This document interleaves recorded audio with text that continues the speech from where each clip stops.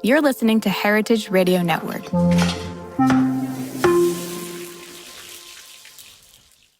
This is Salt and Spine. I got to Italy and I was eating all this food and I couldn't believe how pure and simple it was and how ingredient based it was and how produce centric it was, and local produce and everything, and I just fell for it. Hi there, I'm Brian Hogan Stewart, and you're listening to Salt and Spine, Stories Behind Cookbooks. Today's conversation is a special one, not just because of the cookbook we're discussing, but because of where we're recording. I'm thrilled to be sitting down today with Chef Cathy Whims here in Bologna, Italy at one of my favorite restaurants, Sette Tavoli. A huge thank you to Jacqueline and the entire team at Sette Tavoli for hosting us and making this in-person conversation possible.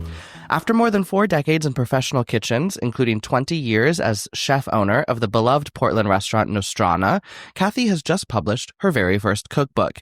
It's called The Italian Summer Kitchen, and it's a beautiful collection of simple, ingredient-driven recipes that capture the essence of Italian summer cooking, filtered through the lens of her Pacific Northwest. This isn't the restaurant cookbook Cathy originally planned to write. The pandemic changed everything, shifting her focus from the professional kitchen to the home cook, from elaborate preparations to the pure, straightforward cooking she fell in love with during her travels throughout Italy. The book also features gorgeous watercolor illustrations by Kate Lewis that evoke long summer days, meals eaten al fresco, and that unmistakable feeling of Italian dolce far niente. Over on our Substack, you'll find 2 recipes from Cathy's book, spaghettini with prawns and yogurt panna cotta. Plus, you can hear Cathy read an excerpt from the Italian Summer Kitchen. Head to saltandspine.com to check those out. In our conversation today, Cathy and I talk about her journey from vegetarian teenager cooking alongside her mother to her years at Genoa, to opening Nostrana and discovering the less is more approach that defines her cooking today. We discuss her time studying with Marcella Hazan, the cult following around her Insalata Nostrana, and how she unlearned decades of fine dining technique to embrace a simpler, more ingredient-focused philosophy. Of course, we play our signature game where I challenge Cathy to create dishes using Pacific Northwest ingredients, Italian staples, some summer produce, and, of course, a few secret ingredients. Her creativity is on full display. It's a real fun one, so settle in for this conversation about Italian summer cooking, the art of simplicity, and finding your way home through food. So let's head now to Sette Tavoli in Bologna, Italy, where Cathy Whims and I talk cookbooks. Well, hi, Cathy. Hi, Brian. Thank you for joining us on Salt and Spine and meeting us here in Bologna. It's thrilled to have an in-person interview here. Oh my God, I'm so thrilled to be invited, and I can't believe I'm broadcasting from Bologna. It's wonderful. I moved here a year ago, and we've done so many virtual interviews that when I saw you were coming through my neck of the woods here, I was thrilled that we got to sit down and chat about your new cookbook, which is actually your first cookbook. My is that very right? first Your cookbook. very first cookbook. The Italian Summer Kitchen, which we'll talk about a bit more in a minute, but we always like to start by talking just a little bit about you for folks who may not be as familiar with you and your career. So let's go all the way back to the beginning. You grew up in Chapel Hill, North Carolina, and sort of got your initial love of food and cooking from your mother. Is that right? That's correct. Yeah, and she had a full-time job, right? But sort of devoted herself to learning how to cook from Julia Child's recipes. And one of her things was she insisted on a hot breakfast every morning for you. It's true. Yeah, tell us a little bit about her influence. So she didn't know how to cook at all when she got married. She was married when she was 21. My father was 21. And he had appreciation of good food. Both of them had mothers that cooked really great Southern food. Sure. But not to the skill level that my mother achieved by, like you said, watching Julia Child, cooking from the French Chef Show, the French Chef Cookbook, and mastering the art of cooking. And she just had a real love of food, and my sister and I absorbed it. And there's a really good story. Can I tell a story? Of course. That's what we're here for. I decided when I was in high school in Chapel Hill that I was going to be a vegetarian. Okay. And I told my mother, and she was not very happy about that. Sure. But that night, she made dinner, and she made this French dish called piperade. Her version was scrambled eggs with a stew of peppers and tomatoes and onions side by side. Okay. And then growing up in North Carolina, we ate a lot of country ham. Right. So she had this big slice of country ham that she like pan seared and put on the side of the piperade. Sure. And I freaked out because it's my first day of being a vegetarian. Right. And I said, I can't eat this, Mom, because the ham is touching the eggs and the peppers. And yeah. Oh, my God. I can't believe she didn't completely lose it. I'm sure she was livid. And what a spoiled child I was to behave like that. So the next day she came to me and she said, okay, Cathy, this is the way things are going to work. If you're home for dinner, and, I was a teenager, so I was often out with my friends. If you're home for dinner, you are going to make a vegetarian dish that you're going to share with, the family. Okay. And I'm going to make a dish, and you can choose to eat it or not. Okay. And mine doesn't have to be a vegetarian. And then she handed me like 3 vegetarian cookbooks, and one was The Vegetarian Epicure by Anna Thomas. And I thought that was brilliant of her to deal with this obnoxious teenager in this way, in this constructive way. And so it really started me cooking. And I went from there, and I think I stayed being a vegetarian for like 3 years. Okay. And then I realized I loved cooking so much that I wanted to cook everything. And that was too restrictive for me. So did you start like a competition with your mother then? If she's making one thing for dinner and you're making a vegetarian alternative, was there sort of like a whose dish reigned supreme each night? I don't know. I don't think so. But I do remember, I think it did bring me closer to my mother as I was contributing more to dinner and everything. Sure. And that early connection with cookbooks, we want to talk a little bit about your relationship to cookbooks in a bit, but having those cookbooks handed to you at an early age, watching your mother cook from Julia Child's books, I'm sure that you just had an instant sort of connection to cookbooks as a resource. Absolutely. Yeah.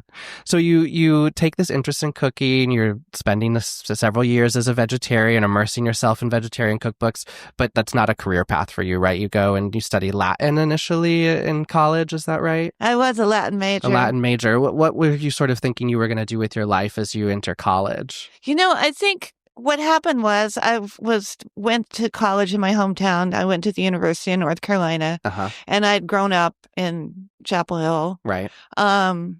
So first thing I did was sign up for an English class because I was probably going to be an, English literature major. It just seemed natural. I loved reading and everything. Sure. But I also got invited to this freshman seminar that was about Greek history. And my English class had like 50 people in the class. It was huge. Yeah. And this Greek history seminar in the classics department, there were 9 people in it. Okay. And one was one of my best friends from high school. Okay. And I thought, I don't want to get like lost in these huge English classes. And maybe I'll just be a Latin major because I really like the classic department. Sure. So, but I do think that did sort of connect me with, Italy and love of Italy, and a lot of my friends who had taken classics, spent a year in Rome and came back with all these amazing stories. I didn't get to do that then when I was that age, but I think it just began a affection for all things Italian. Sure. I mean, you've called yourself a born-again Italian. Is that kind of where that started? I stole that from somebody, but yeah. Yeah. So you have this relationship with Italy starting to form then, and all things Italian. You sort of fall into cooking though, is that right? You never professionally trained, is that correct? Not until later in life. Later. Okay. We talked about I studied with Marcella Hazan. Sure. But initially you sort of fell into a restaurant job. I did. I got a job as a baker and a pastry maker at through word of mouth, because I was always cooking all the time. I was making bread for my soccer coaches, and I was anyway, I got this job at what I considered one of the best restaurants in Chapel Hill, which back then we called them natural food restaurants. Sure. Because it was vegetarian. It seems so funny now, but Yeah. but it was my favorite restaurant, and I got a job there, and I felt extremely lucky, and that was my first culinary job. And then also in college, the friend of mine who's was in the classics, the Greek history seminar thing. Mm-hmm. His parents, knew me really well, and I was really comfortable with them. And they hired me to be a private cook for them one night a week, and they would throw dinner parties, and I would be the cook for that. So Wow. it really sort of, launched my culinary career. Sounds like a fun gig. It was really fun, and they were super sweet. Yeah. And I had a lot of interests that I was very passionate about. I was taking a lot of modern dance classes at UNC, but there was no major in that. And then I was obviously, studying Latin and focusing on that. But, I just knew I wasn't good enough to be like a Latin professor. I knew I wasn't good enough to be be part of a modern dance company or anything. But what I realized is I'm actually pretty good at cooking. Yeah. And maybe I could make money. I mean, not make a lot of money for sure. And, but, maybe I could find a career in that. Sure. Yeah. And so do you start to, eventually you land what you called at one point your dream job at Genoa, which is was a restaurant in Portland. Correct. Was that an intentional move for you? At that point, did you sort of set your sights on working professionally as a chef? No. It all continued to fall into place? It was a dream, I would say. Okay. But I was working at, when I moved to Portland in 1979, I immediately got a job at a tavern that specialized in imported beer. Okay. And actually, you just met my husband a second ago. Yeah. He wasn't my husband then, but he was one of the owners. And basically, I got hired off the plane when I flew in from San Francisco, and I didn't even see where I was going to live. Yeah. But I had a job the next day. And I just kept cooking and collecting cookbooks like you and throwing parties for my friends so I could cook. I mean, I lived in a house with 3 guys in Portland, and they were young and hungry. So I had people that were willing to eat my food. That's a great I problem just kept to have, doing it and doing it. Yeah. And then one day, again, it was kind of like the job that I got in Chapel Hill. Through word of mouth, the owner of Genoa heard about me, and I got a call it was called Produce Row Cafe, which is the tavern with the imported beer. And I invited to come in for an interview, and I got the job. And I couldn't believe it. So my first day on the job was to cook pasta.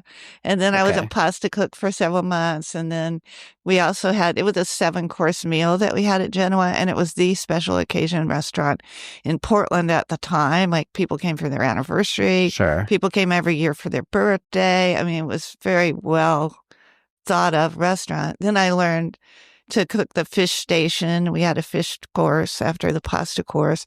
Then I became the entree cook, we called it, which meant I did, 3 different main course dishes that the customers got to choose from.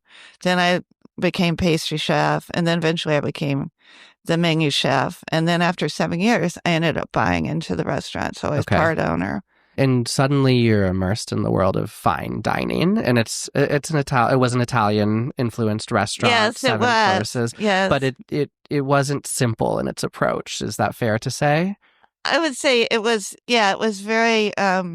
It was a combination of California cuisine was happening then.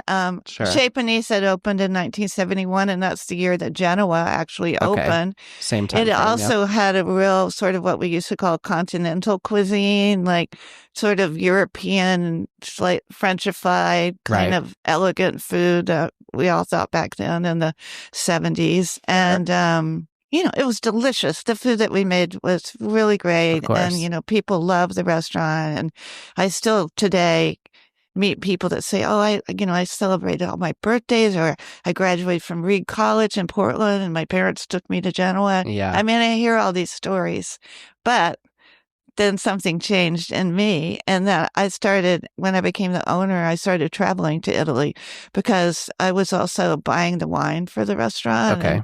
And we had a wine list that had Oregon wines, which were kind of new at the time. Right. But we also had a lot of Italian wine and we had some French wine. But I was meeting Italian winemakers and they would say, hey, if you like the wine, you should come visit the winery.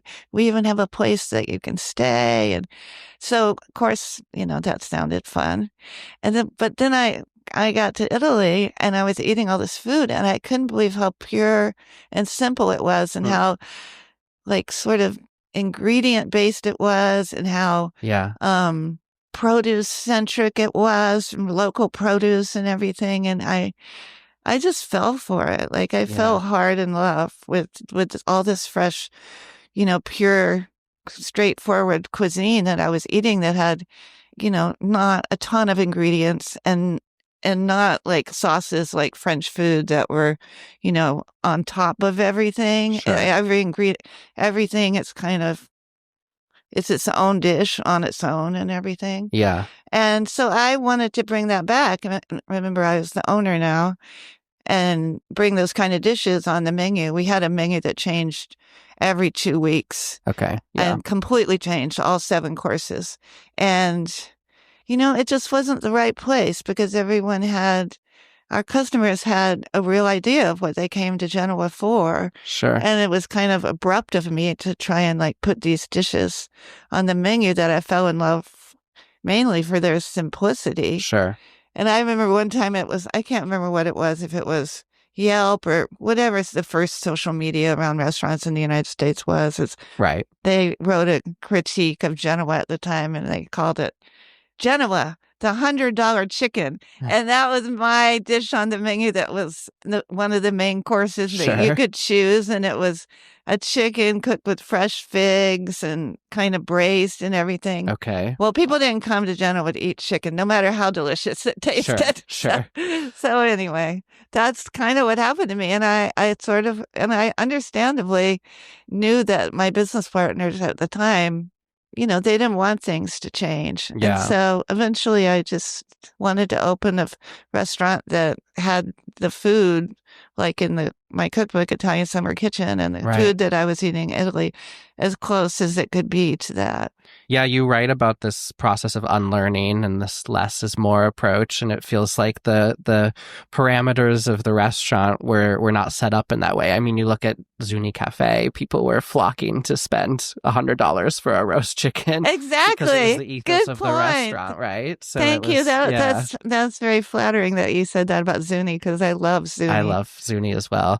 But you decide to venture out on your own then, and 20 years ago now this year, happy birthday, happy anniversary. Thank you. We just threw a big party at the restaurant this past Sunday, and great. We probably had like 300 people there for our 20th anniversary. Yeah, so 20 years ago, you opened Nostrana, which is your restaurant that really kind of allowed you to take that approach then, right? To take that simple ingredient, produce-driven approach, leaning on the Pacific Northwest too, from an agriculture perspective. Exactly. That was the approach. And I also feel like the Pacific Northwest has a lot in common with Italy. Like if you can't grow, I mean, anyone has a green thumb in the Pacific Northwest. Yeah. Like things just grow really, really well. So Right. I see a lot of similarities, in the vegetables and the fruits that we can source that I do when I'm traveling here in Italy. So I think it was a great place to do that. Sure. And a special occasion restaurant is lovely, but you don't go there every night, because you save. In fact, we had this funny thing where sold a lot of gift certificates, and I swear 2/3 of them wouldn't even get redeemed because people kept waiting for the special occasion. Right. And they put the gift certificate, a paper gift certificate, that's how long ago it was, in a drawer.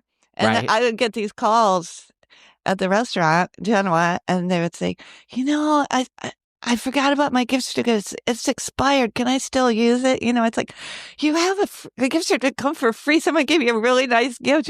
Why not use it? But everyone was just, I can't go there every day. I have to wait for really the perfect time. Right. Yes. Yeah, I imagine that was challenging for people. So you open Nostrana, and another way to sort of describe the approach is cucina povera, right? Or the Italian concept of poverty-influenced cooking and cooking simply and cooking from a larder or a pantry.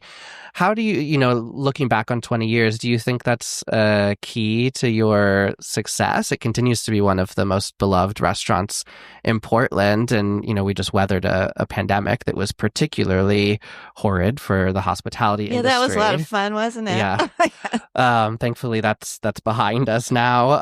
But that approach, do you think there's something in there that sort of really continues to resonate with people? I absolutely believe that it resonates with people. People just love Italian food. I mean, it just is. Like, we are really comfortable with that. Yeah. Particularly Americans.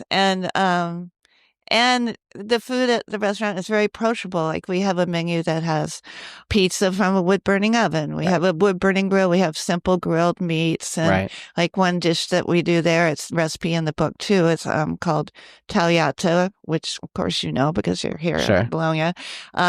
Sliced flat iron steak on a bed of arugula with a garlic olive oil sauce. Sure. And there's always pasta. We make most of our pastas at the restaurant, and there's always Marcella Hazan's tomato butter sauce, which we've opened with. Yes. And you can't believe how much we sell of that, So it's interesting. I think it's just a comforting menu for many kinds of people. And I love it when I look out in the dining room, and this happens every night. There's just all kinds of people in the dining room. There's people my age. There's 20-year-olds, there's 40-year-olds. There's also people celebrating birthdays and things like that. But there's people just coming in for a pizza and a beer, and there's people that come in for a nice bottle of wine. And it's just, I think the success of the restaurant has been that it just really appeals to a lot of people. Yeah, I see that.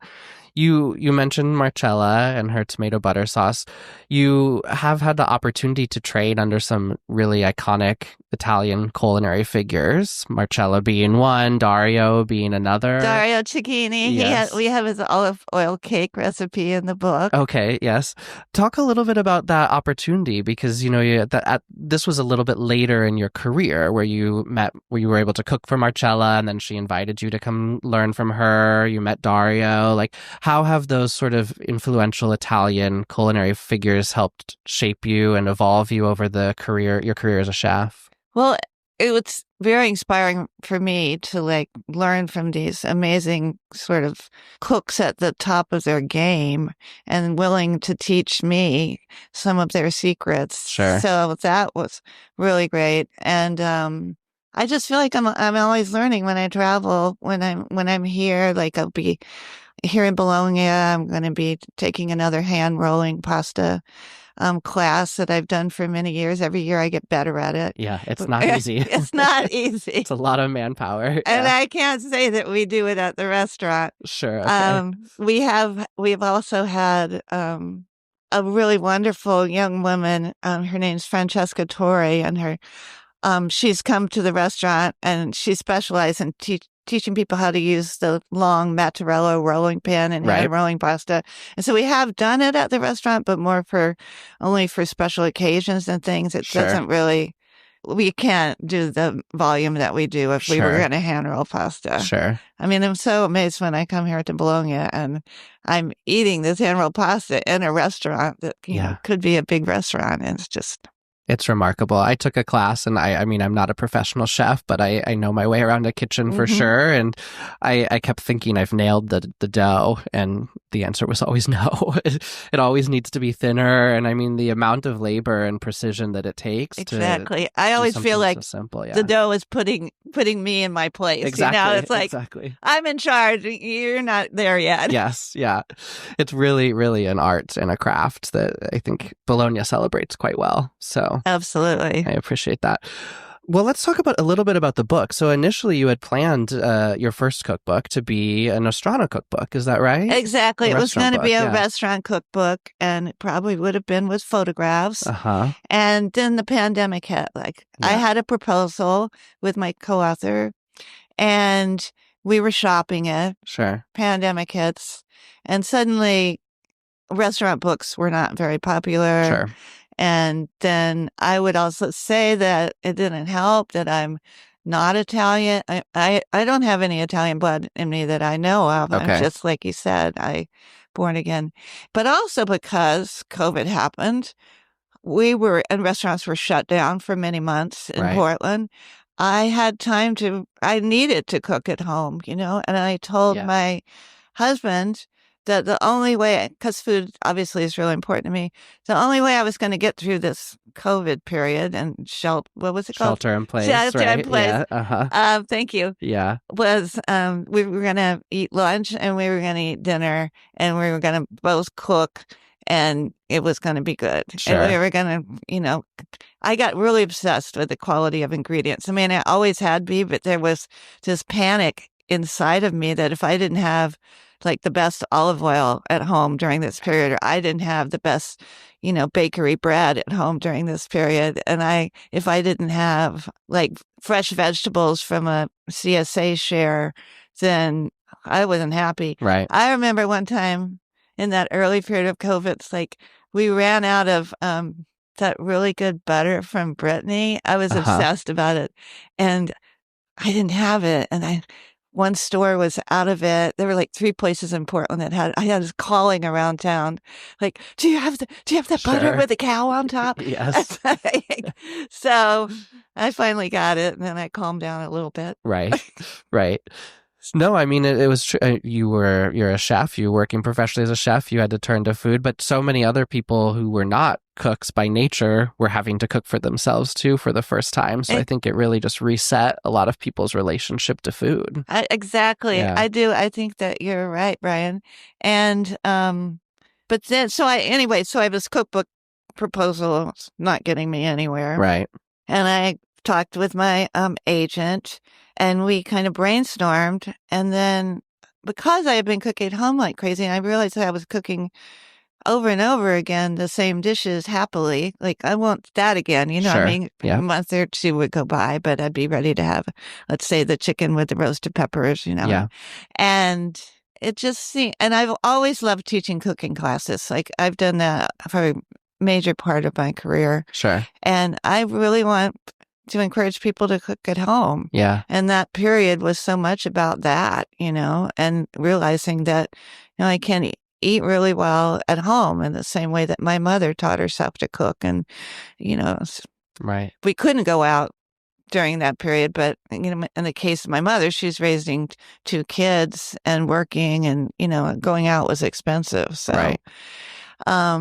Anyway, my agent and I came up with this idea of making it more of a cookbook for home cooks.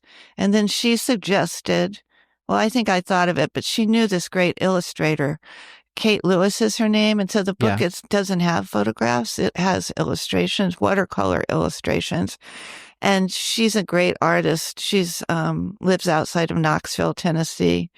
And I love cookbooks that are illustrated. Like, some of my favorites are by a British woman, Leslie Forbes. She wrote A Taste of Tuscany and A Taste of Provence. And so that just became part of it. And I also feel a little bit like photographs in cookbooks can be intimidating because everything looks so perfect.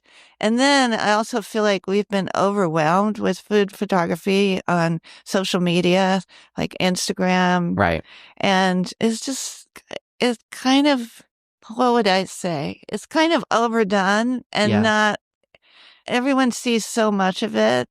And I think it's the illustrations, watercolor illustrations in the book, just bring people feeling like, I'm traveling. I can feel like what summer in Italy is like, and my feet are in the sand at the seashore, or I'm in the mountains, like hiking and coming back hungry for, some nice, soothing, dish. And I feel like it's worked out really well. Yeah, it's really nice. It really does evoke that Italian summer feeling. Thank you. And it's a real thing that food photography does, I think, to home cooks, where there's a sort of an imposter syndrome, where if my dish doesn't look like this, which has been professionally styled, then I failed in some way. Or even as a professional chef, I feel that way sometimes. Like I follow a recipe, right? Let's say something like, Yodam Odolenghi, which is such an amazing,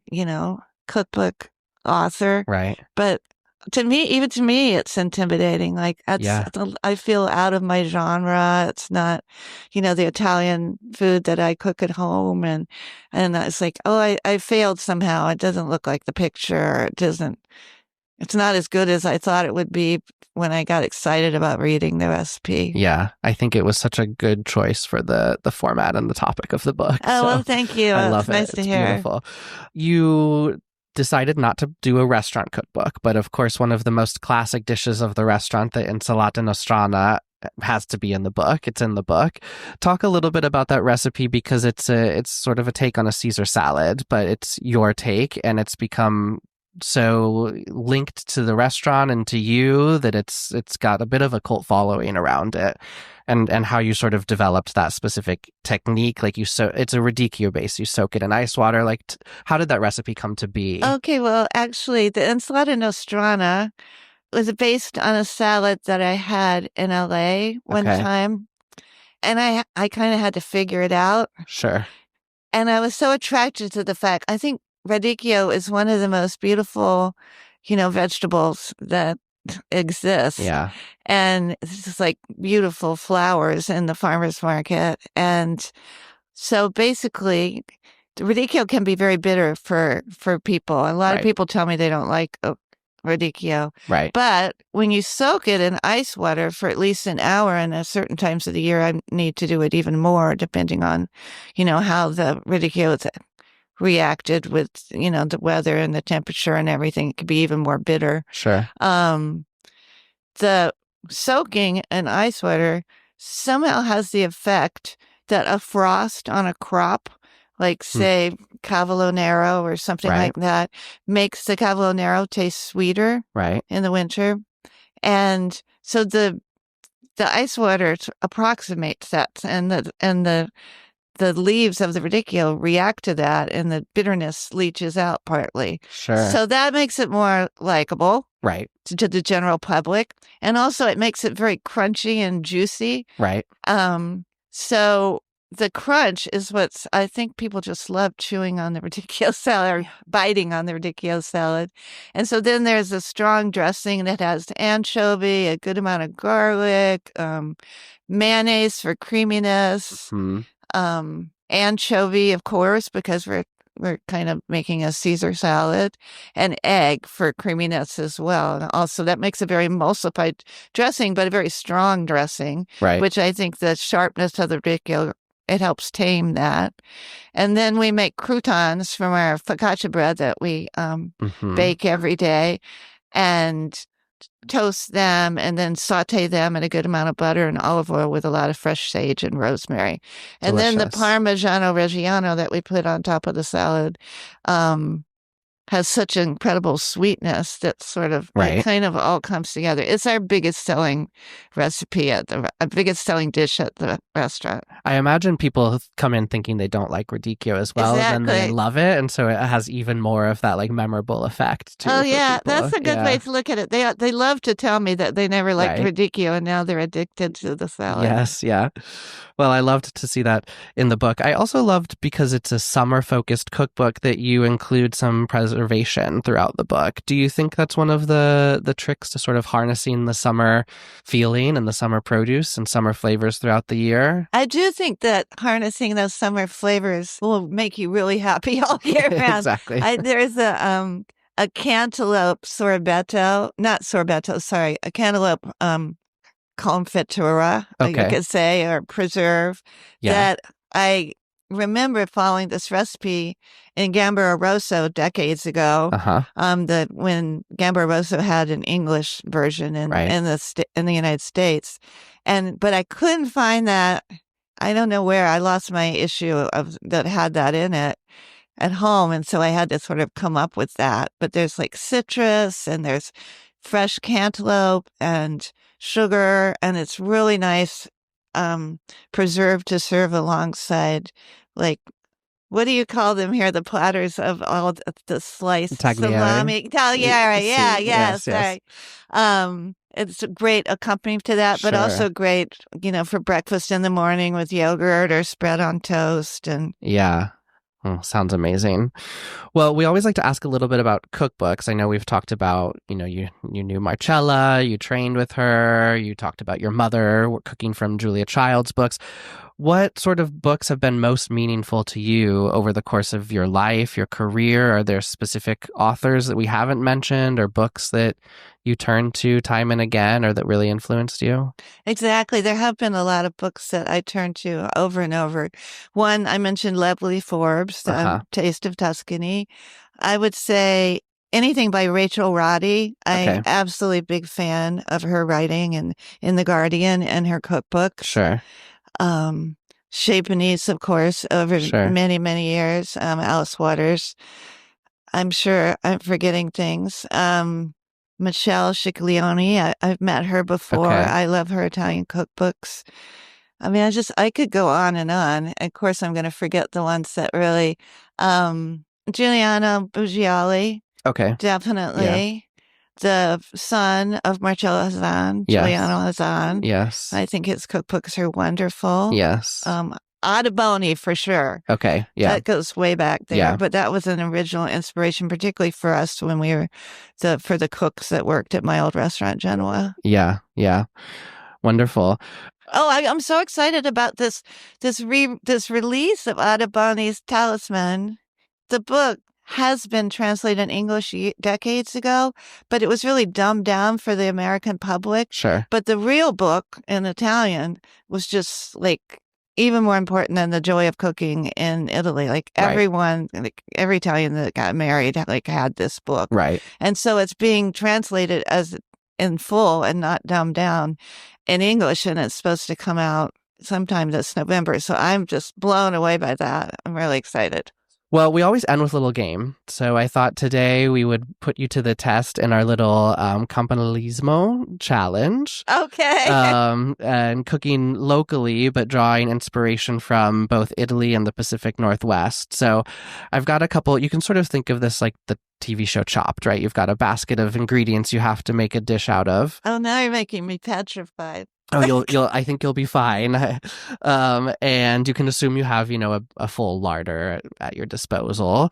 But I'll give you an ingredient from the Pacific Northwest, a PNW star. I'll give you an Italian staple ingredient. I'll give you a piece of summer produce, since your book is on the Italian summer cuisine. And then I'll throw in a curveball ingredient. So you'll have 4 ingredients to work with, and tell us how you might work them into a dish or a menu. Okay, How's I'll that try. sound? Okay, let's start with the seafood challenge. So our PNW star is Oregon spot prawns. Okay. We've also got the Italian staple of Bottarga. I love Bottarga. Bottarga. 2 nice seafood options there. For summer produce, we're going to throw in some zucchini blossoms. Okay. And then your curveball is you also have white truffle butter to work in. White truffle. Oh, wow, it's very pretty good till you threw that in. Okay, so we have zucchini blossoms, we have spot prawns, That's which right. have a very short season in the Pacific Northwest. Yes. So we crave them when they're there. Sure. And then we have Bottarga and we have truffle butter. Right. Well, I think that I would take some spaghettini. Okay. And I would saute them in some olive oil, and then when they were cooked, they would obviously be peeled and Sure, these are cleaned, the prawns. And the spot prawns. Yeah. And then I would have the spaghettini cooking. I would toss the spot prawns with a small amount of truffle butter, because I think it would be really I don't want to be too strong, because I really want to taste the sweetness. But I think a little bit of the truffle butter could go with the spot prawns. Toss it with the spaghettini, and shaved batagar all over it. Yes, beautiful. I love it. And the zucchini blossoms? Oh, They're yeah. in I there would too? tear them Okay. in little strips and everything Yep. and throw them over the top of the pasta or just toss them in at the very last minute while I'm tossing the pasta. Beautiful. I love it. I appreciate the restraint with the truffle butter. Okay, thank let you. let the spot prawn sing. Okay, how about we do the agrodolce version? So our P&W star is Oregon hazelnuts. Okay. Our Italian staple is red wine vinegar. Okay. We have summer produce of peaches or nectarines, a nice stone fruit. And then the curveball is marshmallows. Oh, God. That's not fair, Brian. I'm sorry. We usually play with cards, and there's a gummy bear card, and people dread getting the gummy bear card. So I didn't give you gummy bears, at least. I think I had a friend that was on something like Chopped, and they got gummy bears. Yeah. Okay, so we have marshmallows, we have peaches, And we have hazelnuts. hazelnuts. And red wine vinegar. I think that I would, am I allowed to add anything that's Yeah, you can add a bit. Yeah. I think I would make a version of a salad. Okay. And I'm actually thinking I'm inspired about what my grandmother made when I was growing up for special holidays, which was Southern ambrosia. Okay. It sure. was, Yeah. she would section off the supremes of the of oranges, Right. and then she would toss it with grated coconut and sugar, and that's all it was. Like there was no Jello involved. Sometimes there were no marshmallows Yes. involved. For my But Midwestern self, there yeah, should be Jello in there. exactly Yeah. right. Yeah. So I think I would supreme. No, I would cut, wedges of the peaches. Sure. And what else? Red wine vinegar. Yeah.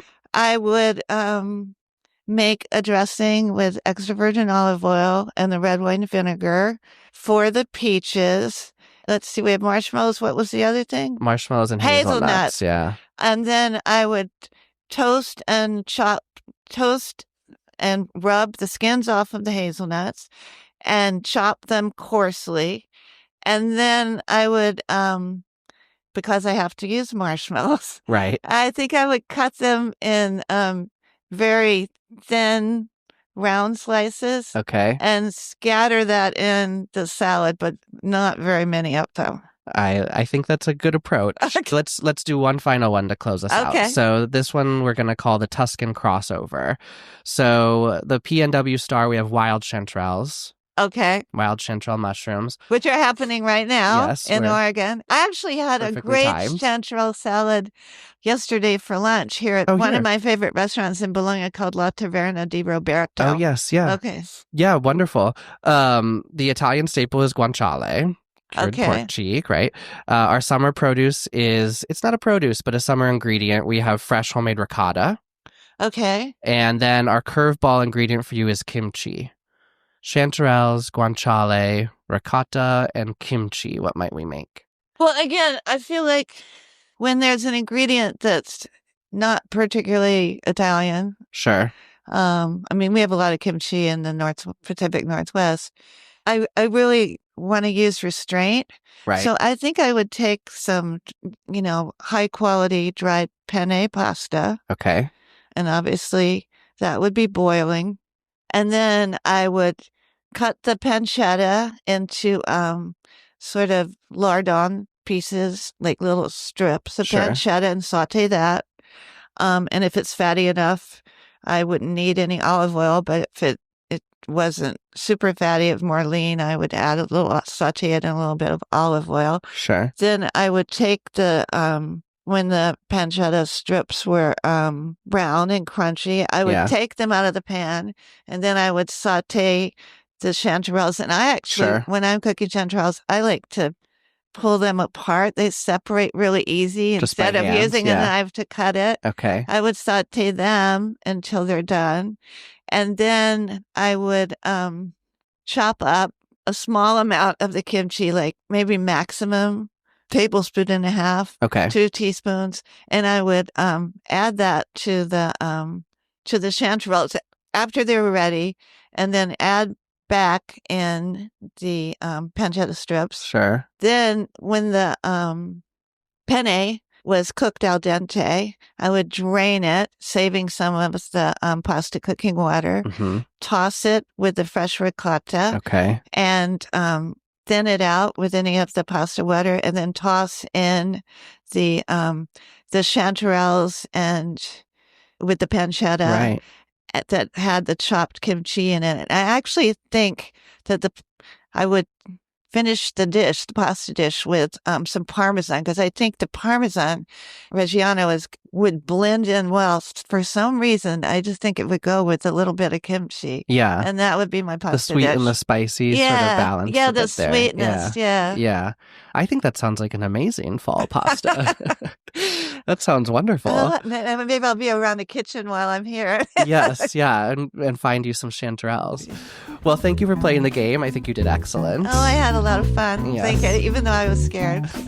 No, you did excellent, and I'm so glad you could join us and meet up here in Bologna, and thank you so much for being on Salt and Spine, Cathy. Thank you so much for inviting me, Brian. It was a lovely time to spend with you.